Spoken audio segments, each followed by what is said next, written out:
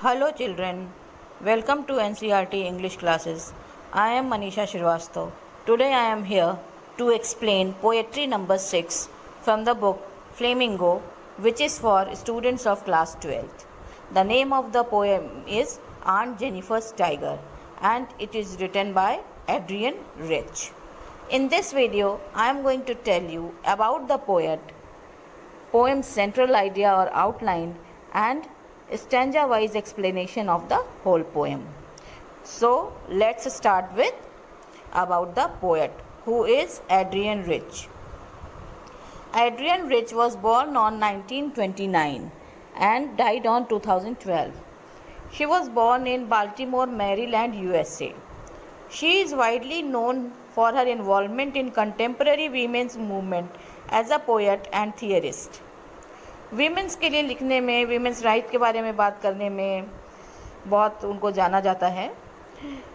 Male dominated society में women की condition को डिस्क्राइब करने में शी डिस्क्राइब्ड इट ब्यूटीफुली. उनको याद किया जाता है उनकी पोएम्स को एंड उनकी थियरीज, उनकी स्टोरीज़ को. She has published 19 volumes of poetry, 3 collections of essays and other writings. 19 volume of poetry she has written. 19 books means a strong resistance to racism and militarism echoes through her work. बहुत एक मजबूत सा work है उनका जो उन्होंने racism के खिलाफ रजिस्ट करते हुए लिखा है. रेसिज्म मतलब मेल फीमेल में डिफरेंस, इस वजह से फीमेल्स की सिचुएशन मेल डोमिनेटेड सोसाइटी में कितना डिफरेंस है और फीमेल्स क्या क्या फेस करती रहती हैं, ये सब उनके वर्क में साफ नज़र आता है.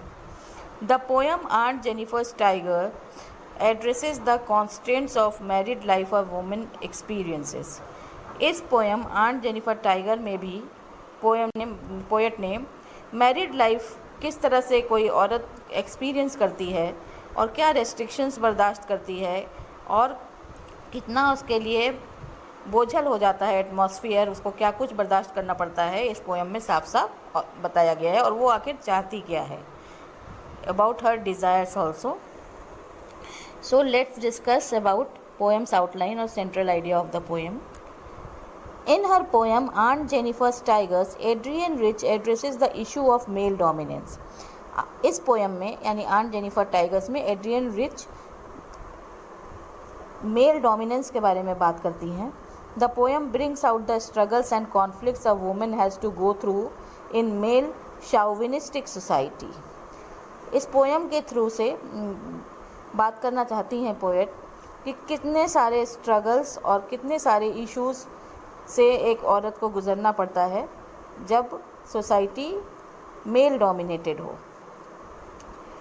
Aunt Jennifer, the protagonist, is symbolic of women all over the world who are victims of oppression at the hands of the patriarchal system.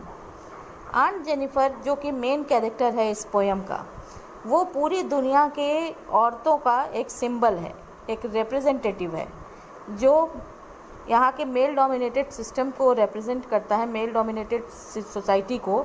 और एक शादी से कोई औरत क्या क्या फेस करती है और क्या क्या ऑपरेशन, क्या क्या उसको दबाव झेलना पड़ता है, कितना उसके सर पर बोझ होता है, ये सारा कुछ रिप्रेजेंट किया गया है और वो कैसे उस मैरिड लाइफ को बर्दाश्त करती है. दस the poem illustrates the poets feminist concern.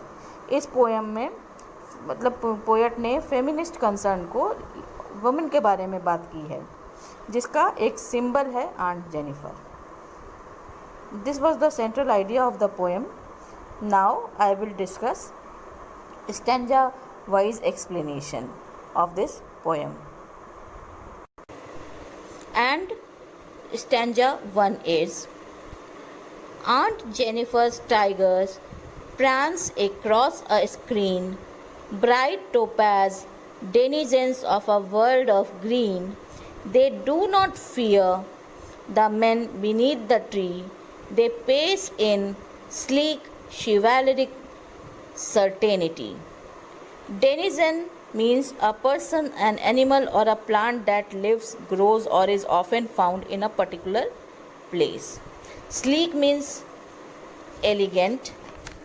In this stanza, one word is given. Chivalric means brave and honorable. Prance means jump or move in a spirited manner. Screen means hear the wall or the surface of the tapestry.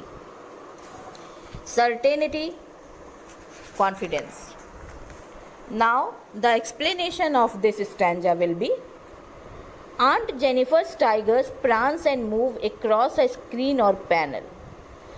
The line is saying कि Aunt Jennifer के tigers कूद रहे हैं, जिस तरह से उछलते हैं tigers, जिस मैनर में, जिस वे में, उसी तरह से एक पैनल के थ्रू उछल रहे हैं, कूद रहे हैं. The poet describes them as bright coloured like the shining golden yellow jewel topaz. Poet ने उस टाइगर का डिस्क्रिप्शन दिया है ब्राइट कलर्ड, मतलब उनके मन के टाइगर्स की बात हो रही है, जो कि बिल्कुल ब्राइट कलर के हैं, एकदम शाइनिंग गोल्डन येलो उनका कलर है, जैसे कि टोपाज नाम के एक स्टोन का कलर होता है, पुखराज जिसको कहते हैं, जैसा उसका कलर होता है, वैसे ही आंट जेनिफर के मन के टाइगर उछल रहे हैं अपनी मैनर से, जिस तरह से टाइगर्स उछलते हैं. They are free inhabitants of the green forest and are not scared of the men standing under the tree. ये जो हैं टाइगर्स, ये हरे फॉरेस्ट में फ्री इनहेबिटेंट हैं, मतलब फ्रीली मूव करते हैं, और कभी भी जो पेड़ों के नीचे जो मेन खड़े हैं, जो आदमी खड़े हैं, उनसे डरते नहीं हैं. These tigers move about with grace, elegance and confidence. ये जो टाइगर हैं वो आगे की ओर बढ़ रहे हैं, फॉरेस्ट में चल रहे हैं, बिल्कुल अपने पूरे ग्रेस से, एलिगेंस से और कॉन्फिडेंस के साथ. एक्चुअली आंट जेनिफर एक ऐसी सोसाइटी में रहती हैं जहाँ चारों तरफ मेल का डोमिनेशन है, लेकिन यहाँ डिस्क्रिप्शन ये दिया जा रहा है कि कैसे उनके मन का जो टाइगर है वो किस तरह से जीना चाहता है. वो मेल डोमिनेटेड सोसाइटी में दब कर नहीं जीना चाहता, वो आज़ादी से फ्रीली मूव करना चाहता है. और ब्रेवरी, टाइगर इसलिए सिंबल दिया गया है कि हर विमन ब्रेवरी के साथ जीना चाहती है, करेज के साथ जीना चाहती है और फ्री रहना चाहती है, जिस तरह से टाइगर रहते हैं. और भले चारों ओर मेन डोमिनेशन हो, मेल डोमिनेशन हो, she wants to move elegantly, gracefully and with full confidence and freedom. तो यहाँ पर उसके मन की बात हो रही है कि हालांकि वो मेल डोमिनेटेड सोसाइटी में बिल्कुल दबी सहमी है, लेकिन एक्चुअली वो चाहती क्या है, what is her dream and what is her desire. तो उसके मन के टाइगर फॉरेस्ट में अपनी एलिगेंस के साथ मूव कर रहे हैं और उसी तरह से उछल कूद कर रहे हैं जैसे टाइगर को करना चाहिए. Aunt Jennifer's tiger are not real और लिविंग टाइगर्स. हियर जो डिस्क्रिप्शन दिया है टाइगर के बारे में, वो आंट जेनिफर के टाइगर वो रियल टाइगर नहीं है, वो लिविंग नहीं है. They are images created by her on tapestry. वो एक इमेज है, एक पिक्चर है जो कि उसने एक स्क्रीन पर, एक वॉल पर बना रखी है. Aunt Jennifer, who is held captive by the oppressive hand of a patriarchal society, creates in her art an alternate world of freedom. Aunt Jennifer जो कि इस सोसाइटी की, जो कि मेल डोमिनेटेड है, उसकी एक कैप्टिव है, एक विक्टिम है, मतलब एक सदस्य है, और उसने अपनी एक अलग दुनिया बना रखी है अपने इमेजिनेशन में, जो कि वर्ल्ड ऑफ फ्रीडम है उसके लिए. जैसे वो जीना चाहती है वो वैसा इमेजिन करती है.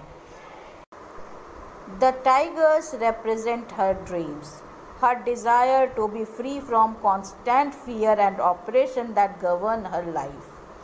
ये टाइगर्स उसके सपनों को, उसकी डिज़ायर्स को रिप्रेजेंट करते हैं, बताते हैं. जो क्या है उसकी डिज़ायर, कि वो इस डर से, इस प्रेशर से जो कि उसके ऊपर है, एक बर्डन सी लाइफ, उस फियर से वो आज़ाद होना चाहती है. और उसकी लाइफ को गवर्न करता है ये constant fear male dominated society का, कि उसको कितना दब के रहना है और उसको रोज़ तरह तरह के जुल्म, तरह तरह की बातें बर्दाश्त करनी है. इस फियर से वो आज़ाद होना चाहती है, और इसका रिप्रेजेंटेटिव है इस डिज़ायर का आंट जेनिफर के ड्रीम का टाइगर, कि वो किस तरह से आज़ाद घूमना चाहती है.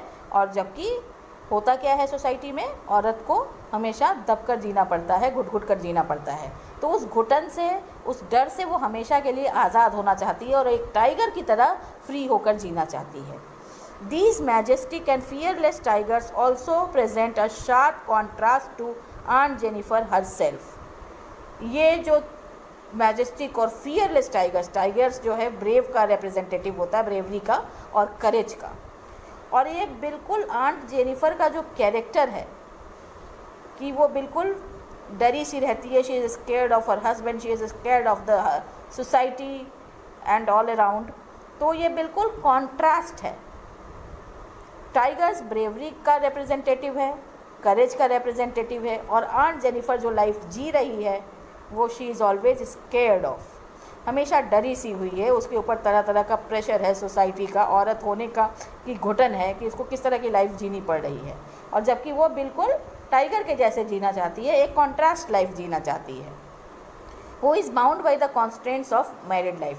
आंट जेनिफर एक वीक औरत है जो कि बंधी हुई है मैरिड लाइफ के रूल्स से, मैरिड लाइफ की उलझनों से और बाउंडेशंस से, जबकि टाइगर्स ब्रेवरी और करेज का रिप्रेजेंटेटिव है, उसको प्रेजेंट करता है और फियरलेस होता है। तो इसलिए आंट जेनिफर अपने एक ड्रीम देखती है, एक डिज़ायर रखती है कि उसके मन के टाइगर, उसके सपने जो हैं वो टाइगर की तरह ही जीने के हैं, फ्री होकर जीने के हैं, जिसमें वो कोई भी दबाव या प्रेशर नहीं झेलना चाहती ज़िंदगी में, इसलिए वो टाइगर की तरह जीना चाहती है। This was the stanza 1, children. Now moving to stanza 2. Aunt Jennifer's fingers fluttering through her wool find even the ivory needle hard to pull. The massive weight of Uncle's wedding band sits heavily upon Aunt Jennifer's hand. And the explanation will be, in this stanza, flutter means कांपना, shivering. Flutter means होता है शिवर करना, moving with a light irregular or trembling motion. Massive means weight, heavy. Now the explanation will be, in the second stanza, Aunt Jennifer appears to be creating beautiful images of the tigers by using wool. Second stanza में aunt Jennifer वूल से tiger की खूबसूरत सी image बनाती हुई नज़र आ रही हैं poet के according, but she finds it quite hard to pull even the ivory needle. Ivory का मतलब होता है हाथी दांत से बनी हुई, लेकिन वो सुई, जिस सुई का आइवरी नीडल का इस्तेमाल कर रही हैं वूल से टाइगर बनाने में, उनको इतना ज़्यादा वो हैवी वेट का लग रहा है, वो नीडल इतना हैवी वेट का लग रहा है कि उसको खींचना और पकड़ना भी उनके लिए मुश्किल हो रहा है। She is so terrorized and tortured that she is unable to carry the weight of the wool. वो इतनी ज़्यादा डरी हुई हैं, इतना ज़्यादा टॉर्चर उनके ऊपर हुआ है कि इवन वूल जो कि बहुत हल्का होता है उसका वेट भी उनको भारी लग रहा है, और वो वूल और नीडल वो उठाने में असमर्थ हैं। हर फिंगर्स फ्लटर, उनके फिंगर्स फ्लटर कर रहे हैं, मतलब धीरे धीरे हल्के हल्के मोशन में कांप से रहे हैं। The uncle's wedding band seems heavy on her hand, और अंकल ने यानी उनके हस्बैंड ने जो उनको वेडिंग बैंड या रिंग जो भी पहनाया था, वो उसका मतलब शादी का जो बंधन है वो बिल्कुल उनको हैवी महसूस होता है, ऐसा लग रहा है वो वेडिंग बैंड उनके हाथ में एक बोझ बनकर रह गया है। It suggest that she feels burdened with her marital responsibilities.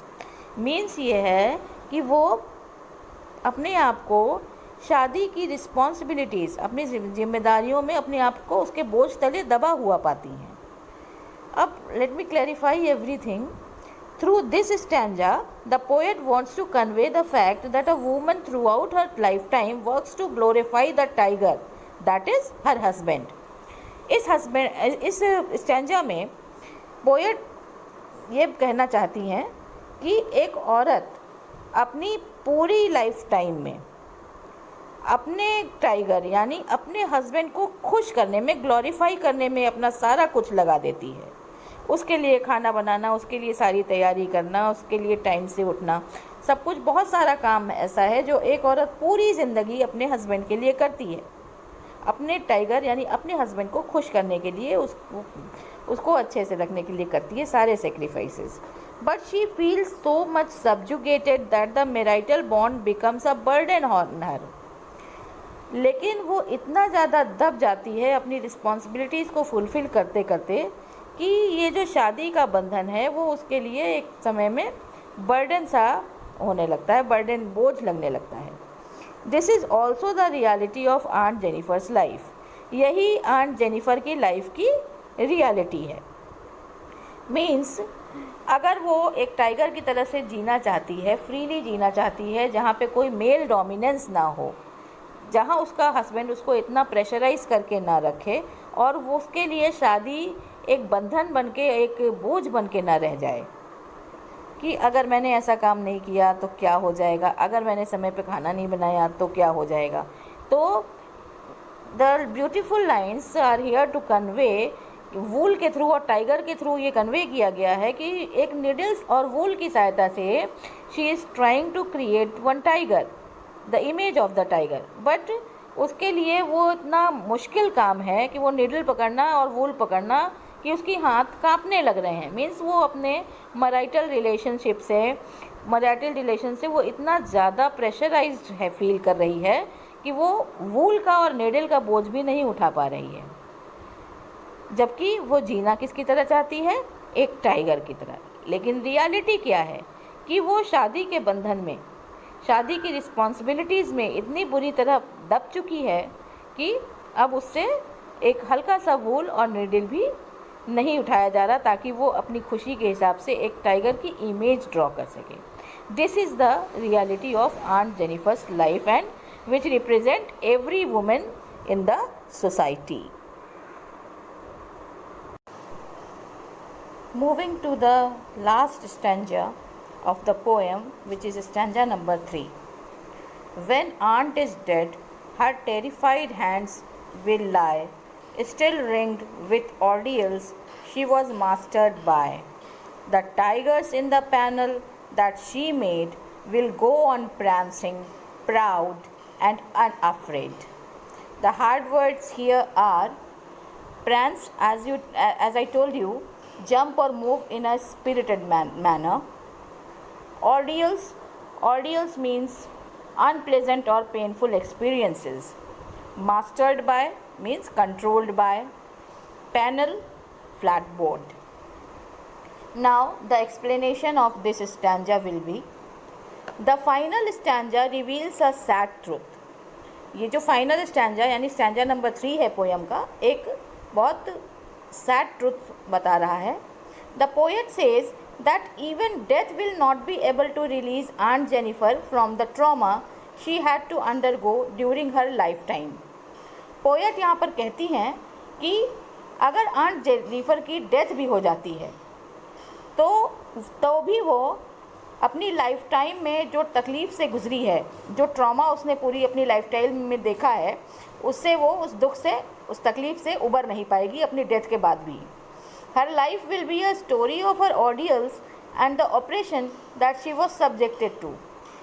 उसकी लाइफ अपने उन बैड एक्सपीरियंसेस की स्टोरी होगी, जो पेनफुल एक्सपीरियंसेस उसने लिए हैं लाइफ में, और जो ऑपरेशन यानी जो प्रेशर उसने सहा है पूरी लाइफ में, पूरे मेल डोमिनेंस का, वो उसकी लाइफ, उसकी एक कहानी होगी. और वो अपनी डेथ के बाद भी इस तकलीफ़ से, इस ऑपरेशन से निकल नहीं पाएगी. How ever the tigers created by her will be eternal. जो भी हो, जो टाइगर्स वो अपने आर्ट में दिखा रही है, जो टाइगर बना रही है, वो तो इटर्नल है. मीन्स ह्यूमन लाइफ तो ख़त्म हो जाती है, लेकिन कोई ड्राइंग या आर्ट तो इटर्नल होता है. अगर किसी के मन की कोई इमेजिनेशन है और वो क्रिएट करना चाहता है, तो वो क्रिएटिविटी इटर्नल होती है, उसका कोई एंड नहीं होता. They will always be proud and unafraid. मतलब ये जो टाइगर उसने ड्रॉ किए हैं, वो हमेशा ही प्राउड और अनअफ्रेड रहेंगे. Here we get a glimpse of an oft-quoted conventional theme in poetry that art endures beyond human life.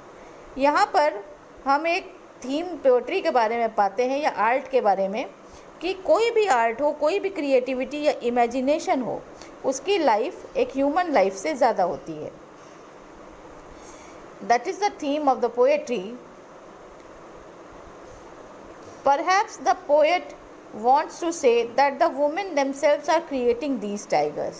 यहाँ पर पोएट ये कहना चाहती हैं कि शायद जो औरतें हैं जो सारी ज़िंदगी मेल डोमिनेंस बर्दाश्त करती हैं और उसी में एक मैरिड लाइफ के तहत सब कुछ बर्दाश्त करती हैं और उसी में जीती हैं और उसी में उनकी डेथ भी हो जाती है, वो ही अपने लिए ये फ्रीडम वाले एकदम फ्री टाइगर्स क्रिएट कर रही हैं जो कि प्राउड हैं और अनअफ्रेड है, किसी से नहीं डरते, उनको किसी मेल से के डोमिनेंट से डर नहीं लगता. They are always proud and unafraid and they are free to go anywhere, they are free to jump, they are free to prance. They need to break their shackles and be unafraid like the tigers themselves. हर औरत इस society की जो कि male dominated society को belong करती है पूरे world में, वो अपने शैकल्स यानी हथकड़ी को, अपने बंधनों से खुद को आज़ाद करना चाहती है और ख़ुद भी इन टाइगर्स की तरह जो कि उसका इमेजिनेशन है, क्रिएशन है, उसकी तरह अनअफ्रेड होकर जीना चाहती है. One more thing that can be inferred from the poem is that Aunt Jennifer, who for long has borne the miseries she was subjected to, now longs for freedom from dominance and male chauvinism. Means एक बात और यहाँ पर बताई गई है poem में कि आंट जेनिफर जो कि विक्टिम है मेल डोमिनेंस का और एकदम बॉर्न ही इसलिए हुई थी ये सारी तकलीफ़ें झेलने के लिए और परेशान होने के लिए, मेल डोमिनेंट सोसाइटी में जीने के लिए और ये सारा सप्रेशन ऑपरेशन बर्दाश्त करने के लिए, सारे ऑर्डियल्स को जीने के लिए. तो अब वो उसकी क्या लॉन्गिंग है, क्या डिज़ायर है कि वो इस मेल डोमिनेंस से और मेल डोमिनेटेड सोसाइटी से आज़ादी चाहती है, अपने आप को आज़ाद करना चाहती है. सो चिल्ड्रन, जो टाइगर्स हैं जो कि आंट जेनिफ़र आपको यहाँ जो बताया गया है वो सारे वर्ल्ड के विमेन को रिप्रेजेंट करता है.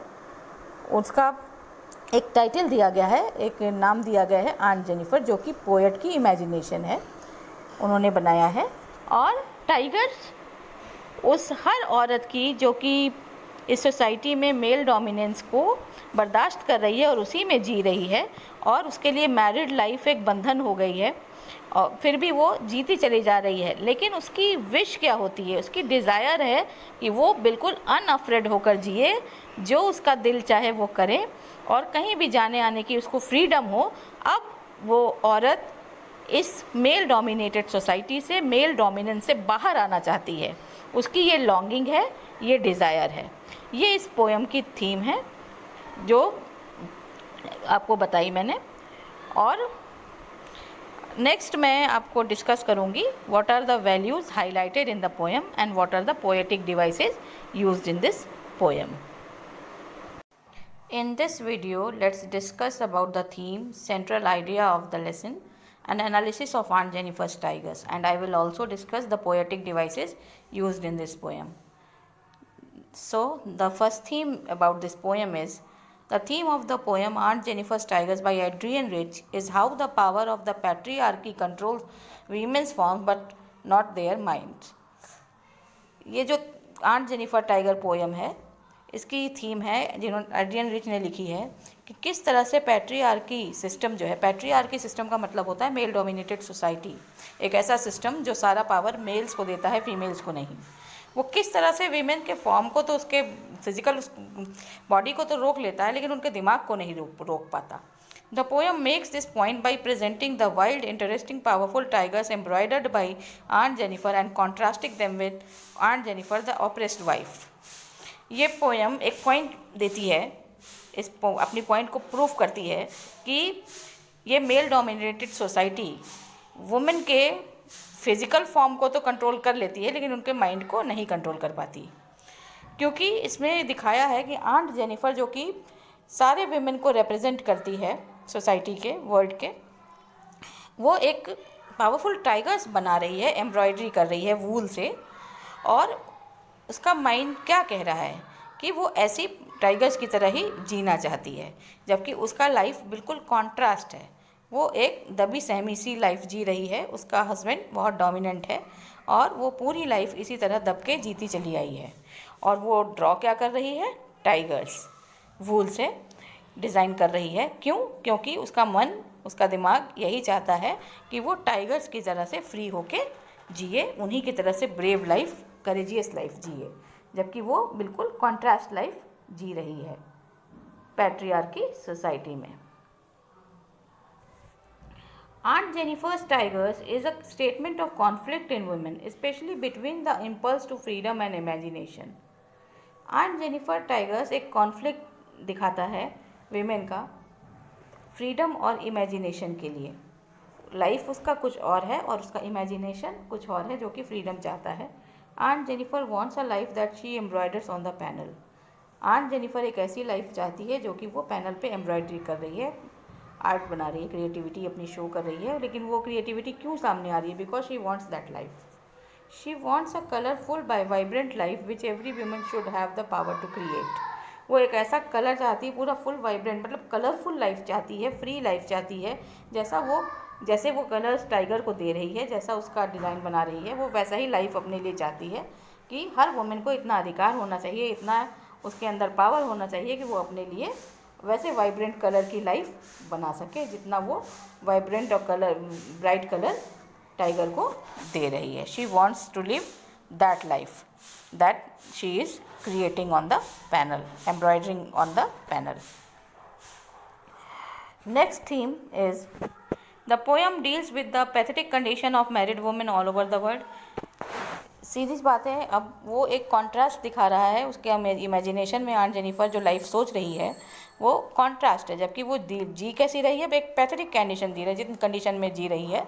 मैरिड वुमेन जो भी दुनिया भर की जितनी भी मैरिड वुमेन हैं, वो जो सिचुएशंस फेस करती हैं, जिस तरह से ऑप्रेस्ड रहती हैं, दबी सहमी लाइफ जीती हैं और एक मेल डोमिनेटेड सोसाइटी में घर में रहती हैं, उसी तरह से आंट जेनिफर भी रहती है। Aunt Jennifer is a symbol of all married women. Aunt Jennifer सारे मैरिड वुमेन की, सारी शादीशुदा औरतों का एक सिंबल है सिर्फ, जो पूरे दुनिया की औरतों को रिप्रेजेंट करता है। Who are suffering at the oppressive hands of a patriarchal society. वो सारी औरतें, वो सारी वीमेन जो कि मेल डोमिनेटेड सोसाइटी में सफ़र कर रही हैं और दबी कुचली सी ज़िंदगी जी रही हैं। Now we will discuss the poetic devices used in this poem. First of all, the first poetic device which is used is imagery. The main images are of Aunt Jennifer as a fear-stricken, subjugated wife, and secondly, the magnificent tigers she creates in her panel. पहला तो जब आप देखते हो aunt Jennifer एक डरी हुई सी और एकदम दबी कुचली सी वाइफ है, और दूसरा आप मैग्निफिसेंट टाइगर की इमेज बनाते हो, जो वो एकदम वाइब्रेंट कलर्स के टाइगर्स बना रही है अपने पैनल पे, उसका एक इमेजरी तब यूज़ होता है चिल्ड्रन, जब पोएट ये चाहता है कि आप उसकी क्रिएटिविटी के थ्रू, उसकी पोएम की लाइंस के थ्रू कुछ इमेजेस अपने दिमाग में क्रिएट करो। तो जिस तरह से एड्रियन रिच ने लिखा है टाइगर्स के बारे में, आप अपने आप ही एक इमेजिनेशन बनाते हो टाइगर्स के कलर्स की, और वो किस तरह से ब्रेवली फॉरेस्ट में चल रहे हैं, जंप लगा रहे हैं। Images of precious substances run through the poem, topaz, Ivory and the gold of wedding band. और जो चीज़ें, जिन ऑब्जेक्ट्स के नाम लिए गए हैं, जैसे टोपाज के कलर की बात की गई है, आइवरी नीडल की बात की गई है, और वेडिंग बैंड के गोल्ड की बात की गई है, ये सारे इमेजेस आपके दिमाग में क्रिएट होते हैं। Metaphor, second poetic device is metaphor. The poet compares the yellow stripes of tiger to a precious stone topaz. यहाँ पर कंपेयर किया जा रहा है टोपाज से, येलो स्ट्राइप्स जो होते हैं टाइगर के, उसको प्रेशियस स्टोन टोपाज के कलर से कंपेयर किया जा रहा है। अब कॉन्ट्रास्ट क्या शो किया जा रहा है? Contrast means difference. The main contrast are between nervous aunt Jennifer and her confident tiger. सबसे बड़ा कॉन्ट्रास्ट तो यही दिखाया गया है कि आंट जेनिफर बिल्कुल नर्वस लाइफ जी रही है, बहुत दुखी है, और अपने हस्बैंड के थ्रू सताई हुई है और हमेशा उसके से दबी हुई रहती है, और जबकि वो जो ड्रॉ कर रही है, जो एम्ब्रॉयडरी कर रही है, वो कॉन्फिडेंट टाइगर्स की कर रही है, जिनमें बिल्कुल कॉन्ट्रास्ट है. Another contrast is between the strong yellow and green colours. The words prancing and fluttering contrast as well. दूसरा कॉन्ट्रास्ट शो किया गया है स्ट्रॉन्ग येलो और स्ट्रॉन्ग ग्रीन कलर्स में. फॉरेस्ट का कलर ग्रीन दिखाया गया है. प्रांसिंग और फ्लटरिंग. प्रांसिंग का मतलब होता है जंपिंग इन अ स्पिरिटेड मैनर, जैसा टाइगर जंप करते हैं, और फ्लटरिंग बिल्कुल कपकपाना, जिसमें वूल के साथ भी उसका हाथ कांप रहा है. तो प्रांसिंग और फ्लटरिंग दो कॉन्ट्रास्ट वर्ड्स हैं. हाइपरबोल मतलब एग्जैजरेशन, मतलब बढ़ा चढ़ा के बात करना. The post exaggerates the weight of her husband's wedding ring to make a point about her how dominating he is. अब यहाँ पर जहाँ पे कहा जाता है कि आंट जेनिफर को वूल का उठाना भी, ऊन का उठाना और निडल का उठाना भी इतना हैवी लगता है कि ऐसा लगता है कि वो अपने हस्बैंड के वेडिंग रिंग तले दब गई है. तो यहाँ पे थोड़ा सा बढ़ा चढ़ा के बात बोली गई है कि वो वूल भी नहीं उठा पा रही है, इतनी कमज़ोर हो गई है और इतनी दबी हुई है. मतलब ये सिर्फ ये शो करने के लिए कि उसका हस्बैंड कितना ज़्यादा डोमिनेटिंग है और उसके ऊपर कितना हावी रहता है, कि वो अब इतनी ऐसी इस स्थिति में है कि वो वूल और निडल भी नहीं उठा पा रही है. Paradox, apparent contradiction. क्या कॉन्ट्राडिक्शन है यहाँ पर? Here a trembling and mastered woman creates free and confident creatures in her artistic endeavours. Fluttering fingers produce something that has certainty. यहाँ पर एक मास्टर्ड वुमन, जिसके ऊपर एक हावी है, मास्टर है, मतलब वो जैसे स्लेव की तरह काम कर रही है और उसका हस्बैंड उसके लिए मास्टर है. वो कांपती हुई सी औरत, एक बिल्कुल कॉन्ट्राडिक्शन यहाँ है कि वो एक कमज़ोर औरत जो कि बिल्कुल अपने हस्बैंड की सताई हुई है, उसके द्वारा मास्टर्ड है, वो एकदम फ्री और कॉन्फिडेंट क्रिएचर बना रही है अपनी आर्टिस्टिक इमेजिनेशन में. उसकी फ्लटरिंग फिंगर्स, उसकी कपकपाती हुई सी उंगलियाँ जो कुछ भी बना रही हैं वो बिल्कुल निश्चित है. Tone. The tone appears to be positive and cheerful when the poet describes the tigers. जो टोन है पोएम की, जो लैंग्वेज है, वो बिल्कुल पॉजिटिव और चीयरफुल होती है जब पोएट टाइगर्स के बारे में डिस्क्रिप्शन देती हैं. The tone becomes sad and even creepy at times in describing the life of aunt Jennifer. वहीं पे वो टोन बिल्कुल सैड हो जाती है और बिल्कुल वो सिचुएशन दिखाने लगती है जब आंट जेनिफर की लाइफ को डिस्क्राइब किया जा रहा है, तो थोड़ा दर्द भरा हो जाता है पोएम. रेपिटिशन मतलब रिपीट होना. The word prance is repeated to emphasise the pride and freedom of the tigers. जब ये वर्ड प्रांस रिपीट किया जा रहा है टाइगर्स के प्राइड और फ्रीडम को सिंबलाइज करने के लिए. Ringed echoes wedding band. Ringed word जो है वो बार बार रिपीट होता है वेडिंग बैंड को बताने के लिए, उसके बारे में. राइमिंग स्कीम क्या है पोएम में? Every pair of lines rhyme like the in sound is in green and green at the end of first two lines. The rhyme pattern for the poem is A A B B C C D D E E F F. मतलब first second line एक जैसी है, third fourth line एक जैसी है. The rigid pattern mirrors the rigid life of aunt Jennifer. जिस तरह से रिजिडिटी से ये पैटर्न अपनाया गया है वो उसी तरह से रिजिड आंट जेनिफर की रिजिड लाइफ को शो करता है. एलिट्रेशन मतलब repetition of constant sounds at the start of nearby words. P in prancing proud. अब जब कोई लेटर कॉन्सोनेंट लेटर रिपीट होता है बार बार तो उसमें एलिट्रेशन होता है. जैसे प्रांसिंग प्राउड में P रिपीट हो रहा है. emphasizes the feeling of confidence expressed in the tigers movements. अब P का बार बार रिपीट होना कॉन्फिडेंस को रिप्रेजेंट करता है टाइगर के मूवमेंट के. Now I have told you everything about this poem, children. I hope you have understood it well and enjoyed the poem. Thank you so much.